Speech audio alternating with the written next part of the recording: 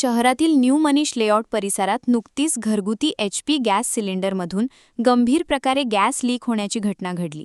रविकांत बिसेन यांच्या घरी हा प्रकार उघडकीस आला असून सिलेंडरच्या तळभागातून गॅस गळती होत असल्यामुळे घरातील सदस्यांच्या जीविताला मोठा धोका निर्माण झाला होता. मिळालेल्या माहितीनुसार सिलेंडरमध्ये खालच्या भागातून गळती होणे हा अत्यंत दुर्मिळ आणि धोकादायक प्रकार मानला जातो. गळती लक्षात येताच कुटुंबियांनी तत्काळ मदतीसाठी संपर्क साधला. अग्निशमन विभागाच्या 101 क्रमांकावर फोन केल्यानंतर केवळ 5 मिनिटांच्या आत कर्मचारी घटनास्थळी दाखल झाले आणि परिस्थिती नियंत्रणात आणली. त्यांच्या तत्परतेमुळे मोठा अनर्थ टाळला. दरम्यान नागरिकांनी 112 या आपत्कालीन क्रमांकावरही संपर्क साधला होता. मात्र घटनास्थळी पोलीस कर्मचारी वेळेत पोहोचले नाहीत. सुमारे 15 ते 20 मिनिटांनंतर पोलिसांकडून फोनद्वारे चौकशी करण्यात आली. मात्र प्रत्यक्ष भेट देण्यात आली नसल्याची माहिती समोर आली आहे. या घटनेमुळे गॅस वितरक कंपन्यांच्या सुरक्षाविषयक उपाययोजनांबाबत प्रश्नचिन्ह उपस्थित होत आहे.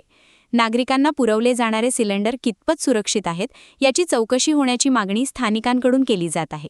सुदैवाने या घटनेत कोणतीही जीवितहानी झाली नाही. मात्र अशा प्रकारच्या धोकादायक घटनांपासून बचाव करण्यासाठी गॅस सिलेंडरची नियमित तपासणी आणि सुरक्षेच्या नियमांचे काटेकोर पालन करण्याचे आवाहन प्रशासनाकडून करण्यात येत आहे. कॅमेरामन सचिनसह सनी भोंगाडे, शंखनाद न्यूज, नागपूर. क्या हुआ बहू? माँ, पाइल्स की बहुत तकलीफ हो रही है। तो तुम गुदरोग सर्जन के पास क्यों नहीं गई?